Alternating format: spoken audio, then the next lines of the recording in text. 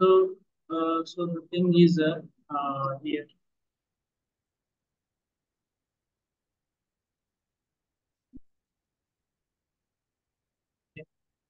So for example ఇక్కడ మనము ఇంకొక పేజ్ యాడ్ చేయాలనుకోండి. సో మనం ఇంకొక పేజ్ యాడ్ చేయాలనుకోండి. అప్పుడు ఎలా ఓకే. సో జస్ట్ లైక్ మనము ఫస్ట్ ఇనిషియల్ గా రౌటర్కి వెళ్తాం. ఓకే, పాత్ తీసుకుంటాం. Path for example gallery. Okay. అనేది ప్రస్తుతం అయితే లేదు, మనం క్రియేట్ చేయాలి గ్యాలరీ. దాని తర్వాత హెడర్ కి రావాలి. హెడర్ లో కూడా ఇదే విధంగా యాడ్ చేయాలి.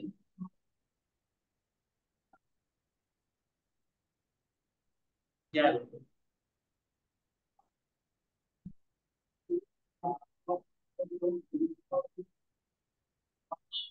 ఈ nav లింక్ అనేది బిల్ట్ ఇన్ ఎలిమెంటా? నావిగేషన్ లింక్ అంటే జస్ట్ మన లైక్ దగ్గర యాక్షన్ యాంకర్ లింక్. యాంకర్. మనం జస్ట్ సపోజ్ ఏదన్నా ఫైనల్ గా నావిగేషన్ అవుతుంది అంటే అది డెఫినెట్ గా ఐ మీన్ యాంకర్ లింక్ ద్వారానే కదా, జనరల్ HTML. అవును అవును. ఈ nav లింక్ కి బ్యాక్ ప్రోగ్రామ్ వచ్చేసి యాక్చువల్లీ యాంకర్ లింక్ మీదే ఉండదు. ఓకే. ఇప్పటికి రియాక్ట్ వాళ్ళు ఒక ప్రోగ్రామ్ రాసింటారు కదా, అది యాక్చువల్లీ యాంకర్ లింక్ బేస్ మీదే ఉంటుంది. ఓకే. సో ఇలా మనము క్రియేట్ చేసిన మాత్రాన సో ప్రాబ్లమ్స్ వస్తున్నాయి చూడండి.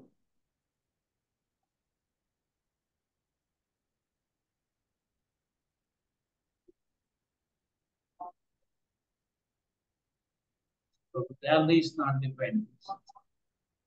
సో మనం నెక్స్ట్ స్టెప్ వచ్చేసి index.js లో ఇది చూడండి, ఇది వేరే కలర్ లో ఉంది బికాజ్ మనం గ్యాలరీ అని సపరేట్ గా కాంపోనెంట్ క్రియేట్ చేసుకోవాలి.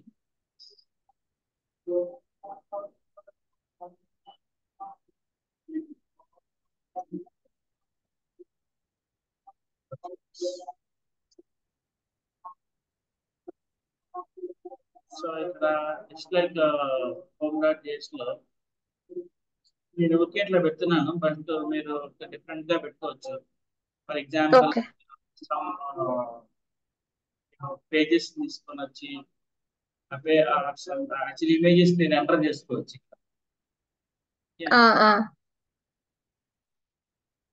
నేను గ్యాలరీ అని రాస్తాను. అది ఎప్పుడన్నా క్లాస్ కాంపోనెంట్ క్యాప్స్ లోనే ఉంటుంది. గ్యాలరీ అని రాస్తాను. నెక్స్ట్ వచ్చేసి ఇక్కడ index.js లో కూడా మనము get it just like import gallery from gallery.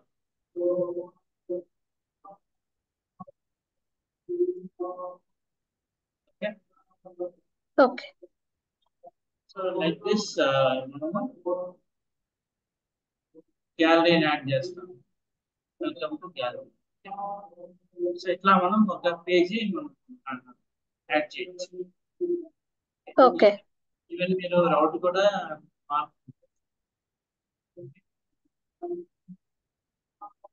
So ఇక్కడ ఒక స్టెప్ ఉంది, అదేంటంటే కాంటాక్ట్ స్క్రీన్. కాంటాక్ట్ స్క్రీన్ లో ఓకే, నేను ఈ కాంటాక్టర్స్ ని సపరేట్ ఫంక్షన్ కాంపోనెంట్ రాస్తున్నాను. ఇప్పటిదాకా నేను కాంపోనెంట్స్ వాడాను.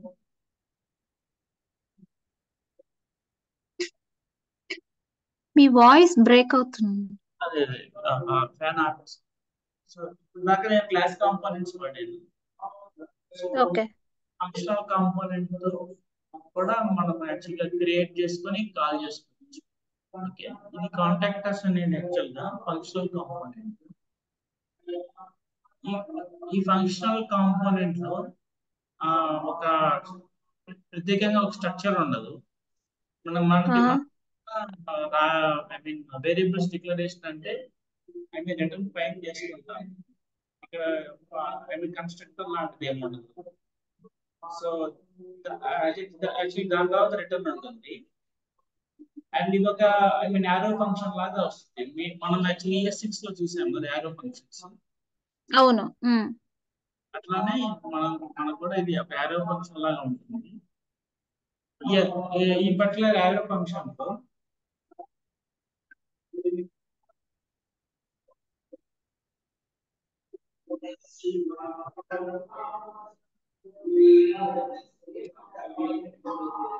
సెకండ్. సో ఇక్కడ మనకు ఏమైనా వేరియబుల్స్ డిక్లరేషన్ చేయాలి అంటే ఈ పర్టికులర్ రిటర్న్ పైన మనం అన్ని చేసుకుంటాం అన్నమాట. ఓకే. సో ఇందులో 2 పార్ట్స్ ఉన్నాయి. ఒకటి బూట్ స్ట్రాప్ బేస్ మీద కూడా నేను ఫామ్ క్రియేట్ చేస్తాను. మీకు యాక్చువల్ బూట్ స్ట్రాప్ ఐడియా ఉంది కదా? కొంచెం. బూట్ స్ట్రాప్ బేస్ మీద నేను యాక్చువల్గా react I mean component create చేస్తున్నాను. దీనికోసం నేను ఇక్కడ సపరేట్ గా ఒక మాడ్యూల్ క్రియేట్ చేసుకోవాలి. React I mean boot strap module create చేసుకోవాలి. ఈ కాంపోనెంట్ బేస్ మీద నేను యాక్చువల్గా లేబుల్ కానీ ఫార్మ్స్ కానీ అలా తెచ్చుకున్నాను. అది ఈ line. So Bootstrap is an I mean third-party framework used to style HTML components. It will make the web design very rich as well as responsive.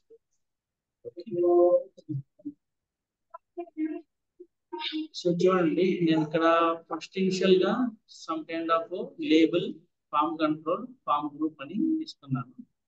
మీరు చూసారంటే మామూలుగా బూట్ స్ట్రాప్ లో ఫస్ట్ ఫామ్ గ్రూప్ ఉంటుంది. Form group లోపలే మనకు label, form control అన్ని ఉంటాయి అన్నమాట. సపోజ్ మీరు ఐ మీన్ జనరల్ HTML ఎలా రాస్తారు?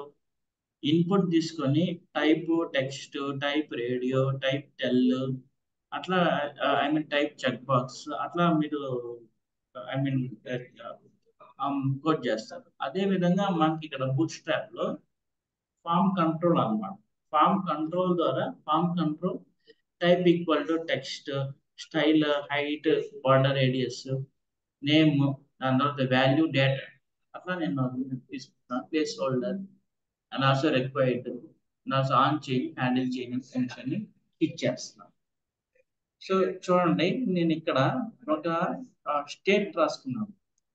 యాక్చువల్ గా ఇప్పటిదాకా మీరు చూసిన స్టేట్స్ అన్ని ఎట్లా అంటే ఐ మీన్ అవి class component based. Okay, so ఇక్కడ వచ్చేసి this is almost equal to like this dot state equal to data. ఆ డేటాలో మనము ఏమి ఇవ్వట్లేదు, ఇట్స్ లైక్ ఎంప్టీ ఆబ్జెక్ట్. ఇక్కడ ఫస్ట్ వచ్చి వేరియబుల్. ఇక్కడ సెట్ డేటా అనేది మనం ఏదన్నా కొత్తగా suppose set data of some 1 అని పెట్టాము. 1 అనేది యాక్చువల్గా ఇన్సర్ట్ చేసినట్టు అర్థం.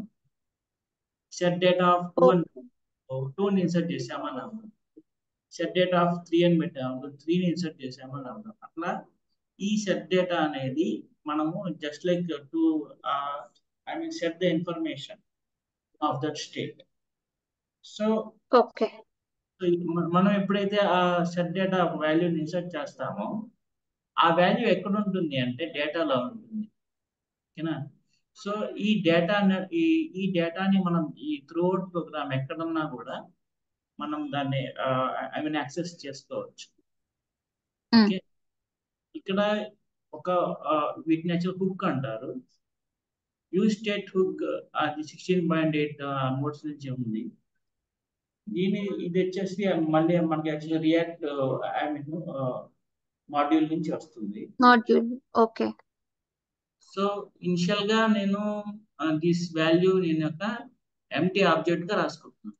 Okay, so data is equal to అంటే దీని అర్థం ఏంటంటే, ఈ స్టేట్మెంట్ యొక్క అర్థం ఏంటంటే initial data of this I mean value of this data is empty object అని అర్థం.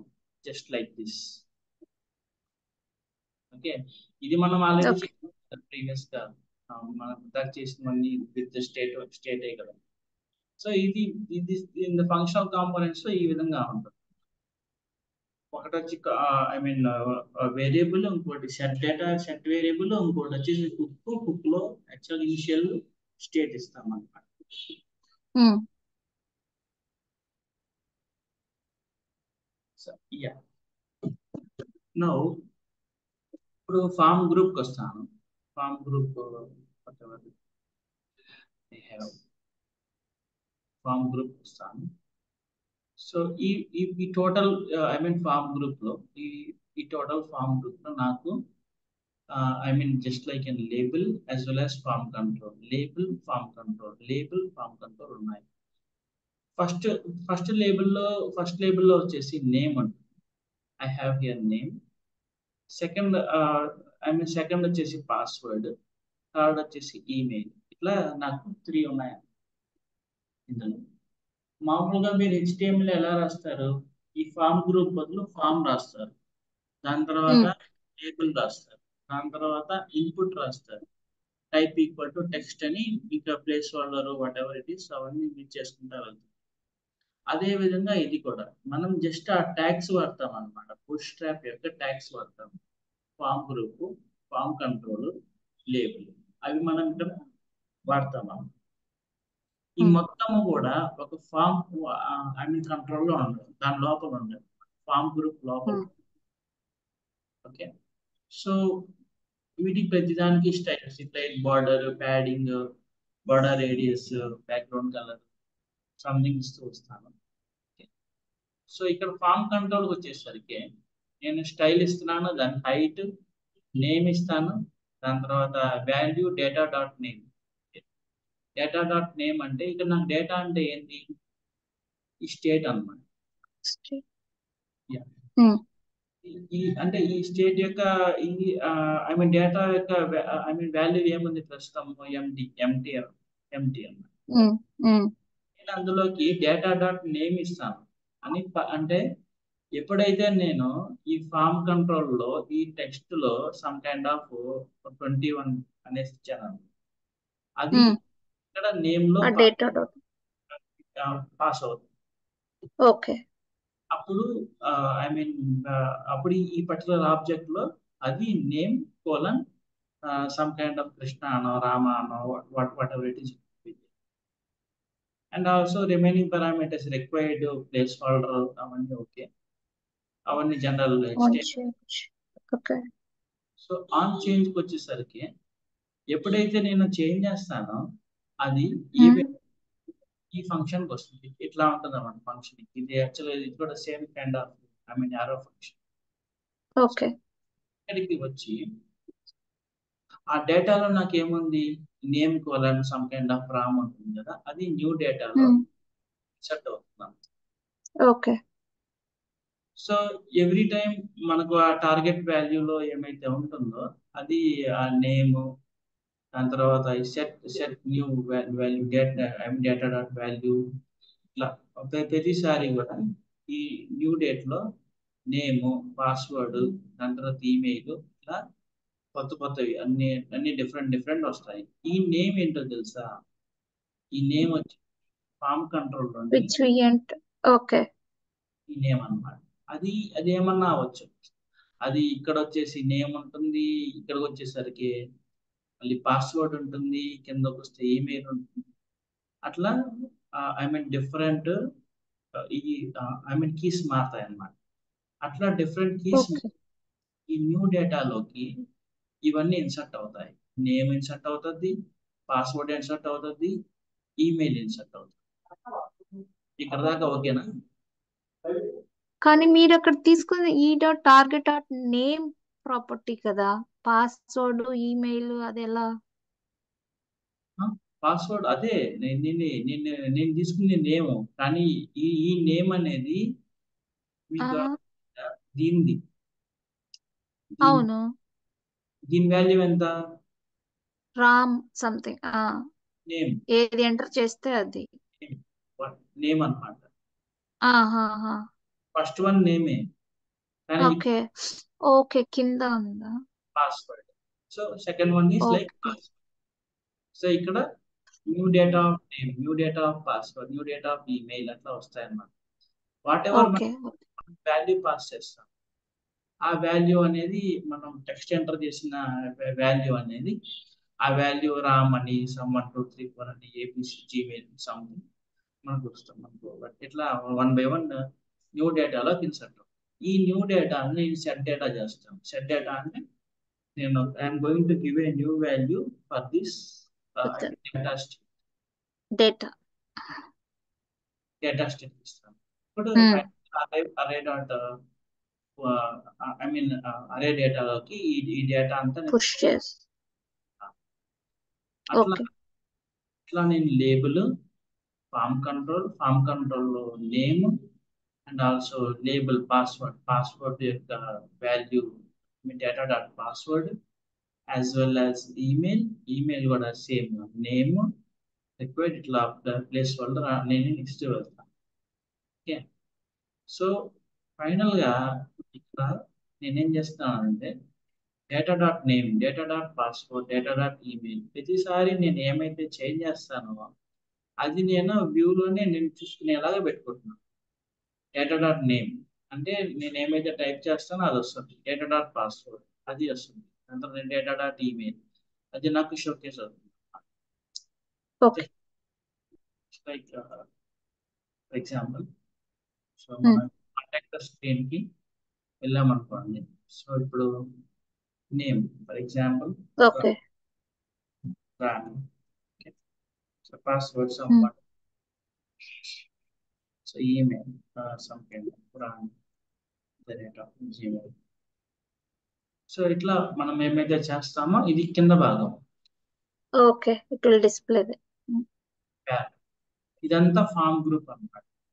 ఫామ్ గ్రూప్ దీని ఇచ్చిన styles, border radius, background colour, దాని తర్వాత ఎవ్రీ టెక్స్ట్ బాక్స్ కి ఇదంతా ఫామ్ కంట్రోల్స్. ఇది మొత్తం వచ్చేసి యాక్చువల్ గా form I mean form group లోపల label as well as form control ఉంటాయి. మళ్ళీ label form control. Okay okay ఇలా మనము ఫామ్ డిజైన్. ఇది జస్ట్ లైక్ మీకు బాగా ఐ మీన్ యూస్ఫుల్ అవుతుంది, because forms most important topic. మీకు బుష్ స్ట్రాప్ లో ఉండొచ్చు, లేక వాళ్ళ ఇంటర్నల్ లైబ్రరీస్ మీరు వాళ్ళ మాటలో చేస్తే వాళ్ళ మాట ఇంటర్నల్ లైబ్రరీ ఉంటుంది. IBM లో చేస్తే IBM వాళ్ళకి మళ్ళీ ఐ మీన్ కార్బన్ కాంపోనెంట్స్ ఉంటుంది. ఎన్ని ఉన్నా కూడా జస్ట్ లైక్ మీరు యాక్చువల్గా వాటి యొక్క అట్రిబ్యూట్స్ తెలుసుకొని దాని బేస్ మీద మనము ఈ విధంగా డిస్ప్లే చేసేసి. Okay that is the case. So ఇక్కడ మనము పాస్వర్డ్ రిక్వైర్డ్. సో ఇట్లా మనం ఫామ్ ని మనం డిజైన్ చేసుకోవచ్చు. సో ఇది ఆమె రౌటింగ్. ఇంకా కావాలన్నా కూడా యాడ్ చేయొచ్చు. Example like you can go ahead with some other also. For example, city and city. So type text తీసుకుంటాం. Okay. So, name is like a kind of city. So it's naming. Also it's like a here again it's city. Enter city name. Handle change. ఎప్పుడైతే మనం handle change పైన click చేస్తామో దాని respective data అనేది మీకు load అవుతా వస్తుంది. Data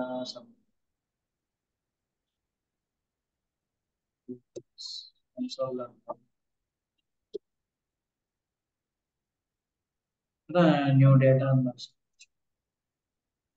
so ఇది ఇక్కడ సెట్ స్టేట్ కాన్సెప్ట్. ఇందులో 2 కాన్సెప్ట్స్ ఉన్నాయి. ఒకటి state concept inside the functional components as well as boot strap ద్వారా మనం ఫామ్ ఎలా ఇంప్లిమెంట్ చేయొచ్చు ఇది కూడా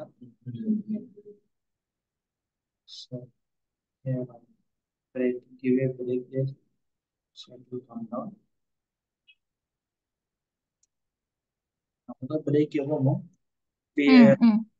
పేరా ఇస్తాము, పేరా ఇస్తే క్యాన్సిల్ చేస్తాం.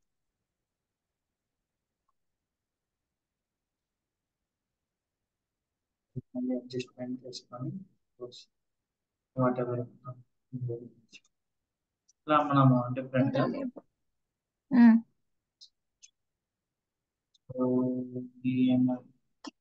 కింద లేబుల్ రాయండి.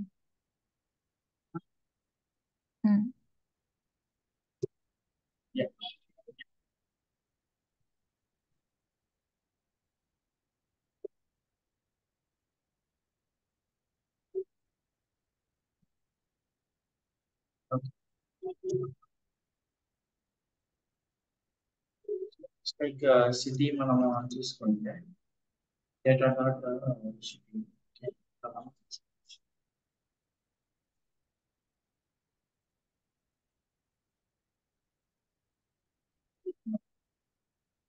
సో ఎప్పుడైతే మనము వాటి మీద డేటా చేంజ్ చేస్తూ ఉంటాము, ఈవెన్ మనం ఇక్కడ ఆబ్జెక్ట్ చూడొచ్చు, ఆబ్జెక్ట్ చూడవచ్చు. ఇది కాదు, I think this is not we will come from the first clear కానీ also password 4 and also చూడండి ఇక్కడ వస్తాం చూడండి.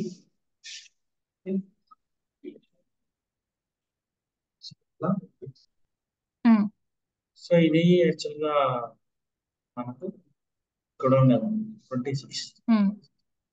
సో డీబగ్గింగ్ కూడా ఈజ్ యాజ్ సింపుల్ అని సపోజ్ మీరు ఏదైనా చేంజ్ చేశారంటే సో హ్యాండిల్ చేంజ్, ఇక్కడ వాల్యూలో వచ్చి what ever the updated value తీసుకుంటుంది. యాజ్ వెల్ యాజ్ ఇక్కడ న్యూ డేటాలోకి మనం వెళ్తే ఈవెన్ ద సిటీ పేరు వచ్చేసి బిఎల్ అని ఉంటుంది. ఇది న్యూ డేటా నుంచి డేటాకి అప్లై అవుతుంది. సో చూడండి ఇంకా ఈ సిటీ అనేది బిఎల్ఆర్ఏ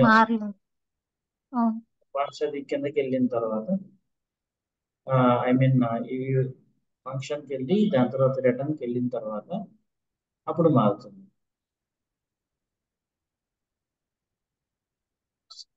ఫంక్షన్కి వెళ్ళిన తర్వాత మళ్ళీ అది మారుతుంది. కింద పట్ల రెండర్కి వెళ్ళిన తర్వాత మారుతుంది.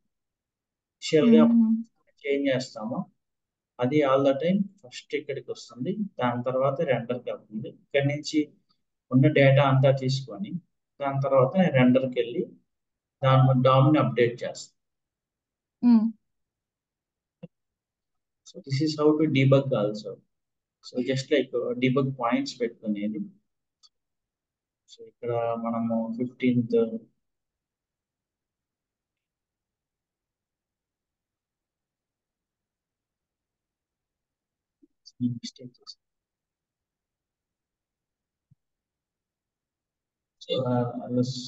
బిఎల్ఆర్ పెడితే వస్తుంది.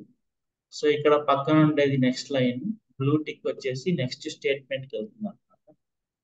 సో నెక్స్ట్ లైన్ ఇది వచ్చేసి నెక్స్ట్ లూప్స్ కి, నెక్స్ట్ ఎగ్జిక్యూషన్ నెక్స్ట్ లూప్స్ కి, నెక్స్ట్ బ్లాక్ కి వెళ్తుంది. ఇదైతే